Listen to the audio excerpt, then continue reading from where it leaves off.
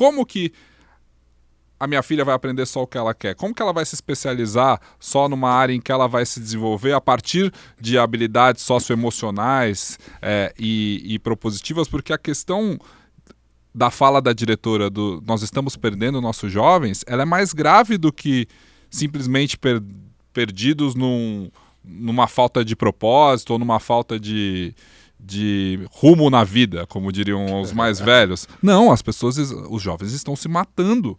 Estão se matando. Um levantamento do Ministério da Saúde mostrou que a taxa de mortalidade por 100 mil pessoas entre 2016 e 2021, o índice de suicídio cresceu 45% na faixa de 10 a 14 anos e 49,3% na faixa de 15 a 19 anos. Que é realmente preocupante em relação à saúde mental das crianças e jovens. Quando a gente fala desse mundo de rede social, e aí... Não tem a ver com escola estritamente isso. Tem a ver sim, porque impacta na forma de aprendizado delas e na forma como elas se relacionam com os amigos. Tem a ver com convívio e relacionamento. E com bullying. Poderia ser no clube, na igreja, no quartel. Se você olhar esses dados, eles se referem sempre a locais onde há a concentração da comunidade de amizade ou de conhecidos. O fato de ser a escola, porque ela é o lugar onde hoje, né, as famílias autorizam que as crianças fiquem juntas por um tempo, né, sem que haja alguém da família perto. Mas eu não estou, obviamente, desprezando essa questão do suicídio, porque ela é muito séria. Claro. Mas ela não é exclusivamente algo que está conectado a projetos pedagógicos. É que a escola não pode esquecer isso. É que a escola pode ter um papel ativo em diminuir isso. Tem de ter. E a escola, sendo o ponto de contato de crianças com outras crianças, é onde acontece o bullying, é onde acontece o isolamento, é onde acontece os problemas sociais principais da vida de uma criança. O bullying, a gente nem precisaria do termo em inglês, porque existe em português o bullying, né? Quando eu era criança se falava, não vai bullying aí, menino. Macaco que bully muito, né? Em alguma coisa, olha a mão na cumbuca. Mas o bullying sempre existiu. O que a gente não tinha era a maximização e a publicização do bullying. Por exemplo, né, eu passei por bullying na escola, como qualquer um de nós passou em grupo de amigos, de primos, de irmãos. O bullying não é uma invenção recente. A invenção recente é a magnificência em que o bullying será colocado e o nível de exposição. A ideia de alguém que podia me chamar se eu usasse óculos, eu nunca usei, mas ser chamado de 4 olhos, ou que usasse aparelho quando não era moda e ter que usá-lo nos dentes, né, isso era considerado, né, um tipo de distúrbio. Alguém que tinha a orelha um pouco maior, ou que tinha o cabelo mais entortado, ou que tinha um peso maior, sempre, né, o bullying ele teve presença. O que não tinha e não produzia nenhum tipo de efeito danoso é que ele ficava circunscrito, né, a um grupo menor. Você viu dezenas de filmes, e eu também, em que a lógica da série... Mas não se imaginava um problema danoso. É que hoje não se imaginava. Hoje se tem... Mas quando se vê os dados, esse adulto que sofre bullying, ele vai ter um desempenho menor no... Claro, mas não é a escolarização que lidou com isso. Não. Você viu dezenas de filmes em que os alunos da high school, certo? Estão torturando aqueles que estão ainda aquilo que entre nós é o fundamental. Né? Aquele que mexe no armário, que põe coisas no armário. Isso é dezenas de filmes, lidam com isso. Isso é cultural.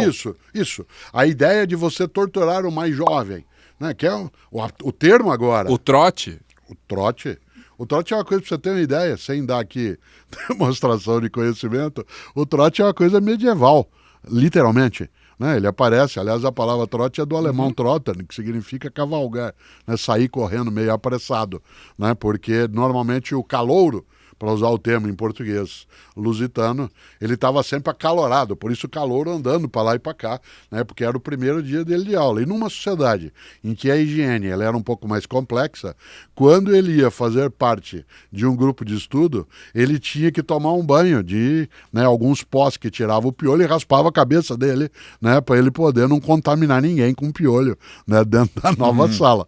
Né? Por isso, esta ideia do veterano, né, ele pegar o calouro como o seu servo, ela é antiga. Por que eu estou insistindo nesse ponto? Não é para desprezar o dado, Mas para balizá-lo melhor, para a gente não imaginar que isso tem a ver com convicção pedagógica.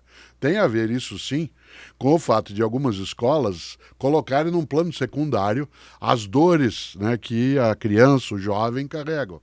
E o quanto que a ideia de um bullying, que ao ser tornado público, ele é uma humilhação, né, em larga escala, ele fere a criança sem que ela tenha alternativa de recurso. Aí eu não tenho dúvida.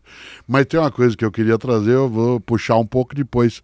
Se dissessem na escola em que a Alice estuda, né, que ela vai estudar só o que ela quer, que esse é o novo 5.0, você acharia bom? E eu vou dizer agora, depois eu argumento, que eu tiraria da escola se falasse isso. Tiraria dessa escola.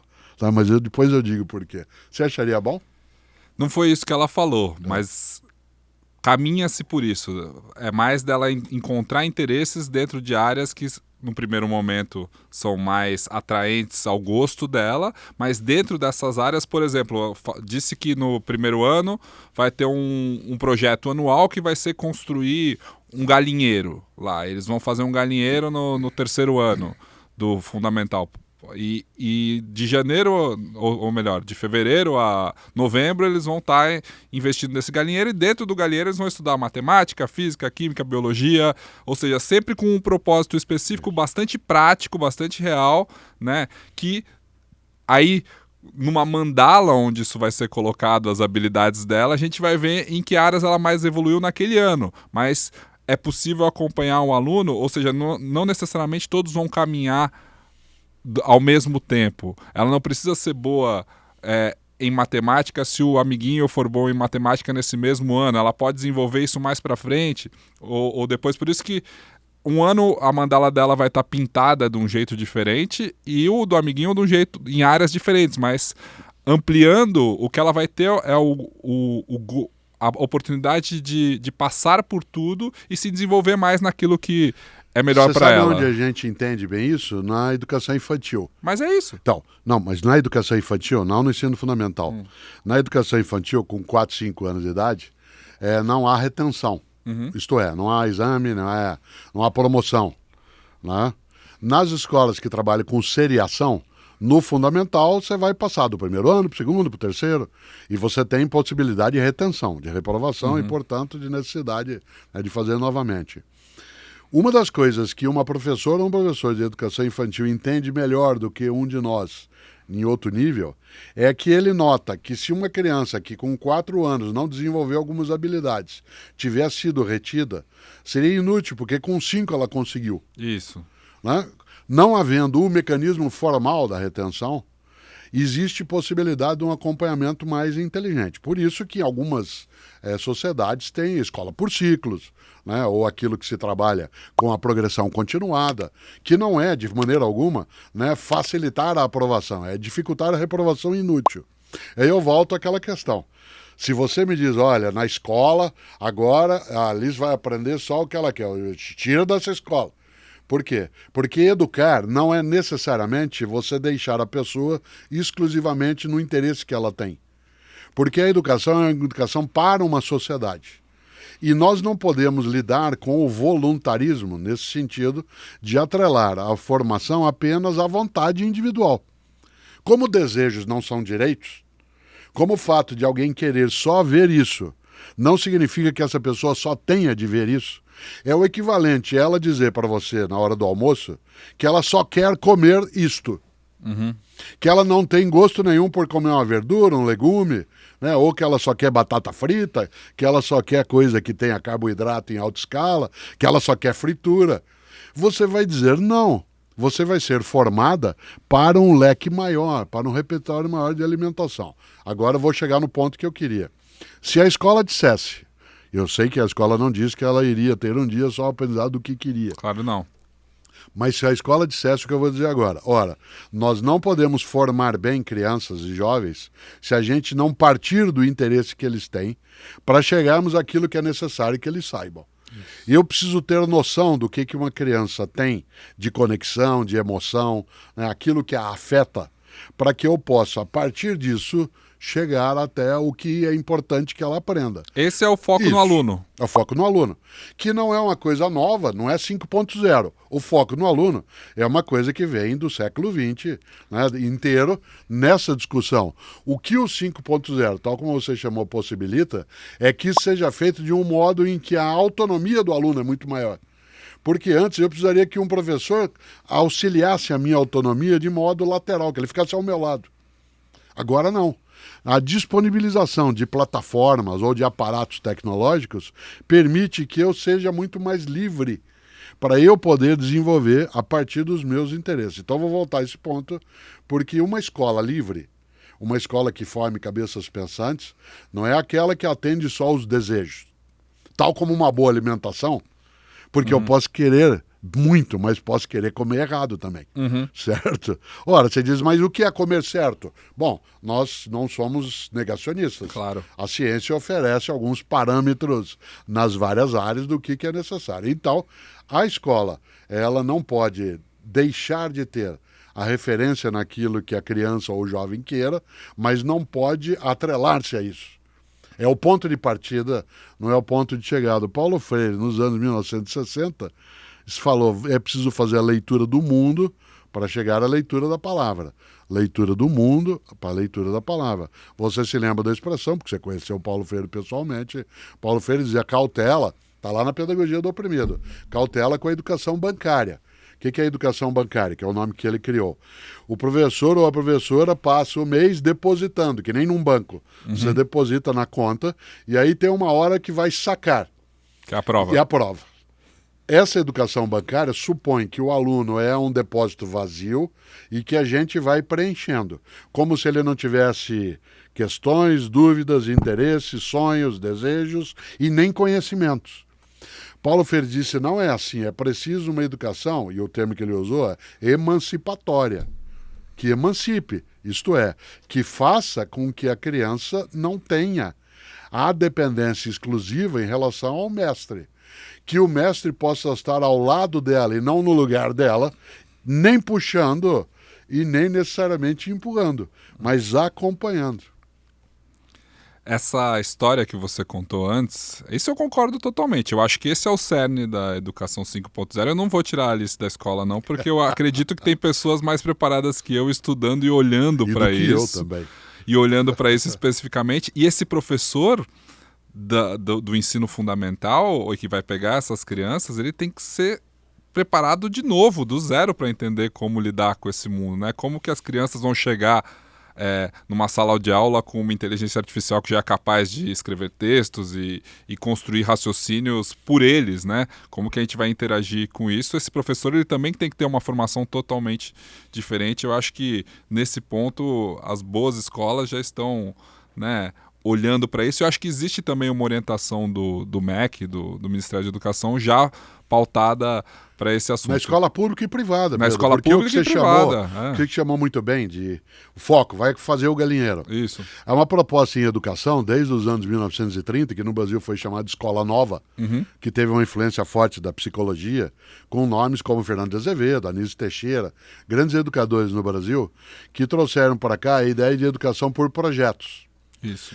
No meu momento, né, em que eu tive a experiência de estar à frente da Secretaria Municipal de Educação, né, da cidade de São Paulo, havia uma série de escolas, especialmente na zona sul da capital paulista, que é onde há muitos mananciais, que em vez de terem, né, cada disciplina, atenção, cada matéria trabalhando com um conteúdo, a escola escolhia para aquele ano um projeto.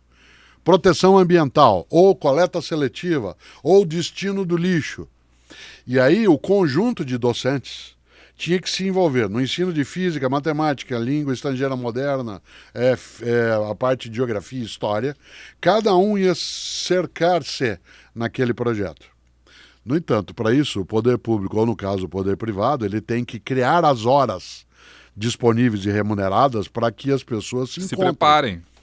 Essa formação continuada permite, eu me lembro claramente de várias escolas em que durante o ano o tema era determinado e o projeto era feito. Há várias escolas privadas, inclusive em nível superior, que trabalham todo o curso de direito inteirinho em todos os 5 anos, né, ou 4 anos, a depender do local, em torno de questões legais, e não do cara sentar e alguém perguntar qual que é o artigo 14 do Código Civil. Isso acabou já. O fato de nós termos hoje, inclusive, tecnologias de referência, de apoio, facilita muito essa questão. Claro que a gente vai ter de balizar, porque a ideia da cola, a cola na escola, ela era uma maneira lateralizada e mais possível de você garantir o resultado.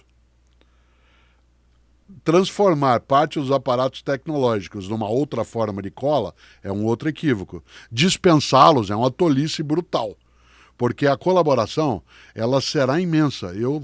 Você sabe que eu tenho quase 50 anos de magistério. Uhum. No tempo que eu fiquei na universidade, eu nunca, 35 anos, né, dando aula, eu nunca dei uma prova sem consulta. Nunca. Eu sou professor de filosofia. Você diz, pode. Todas as minhas provas eram com consulta, com um adendo. Você podia consultar também o teu colega.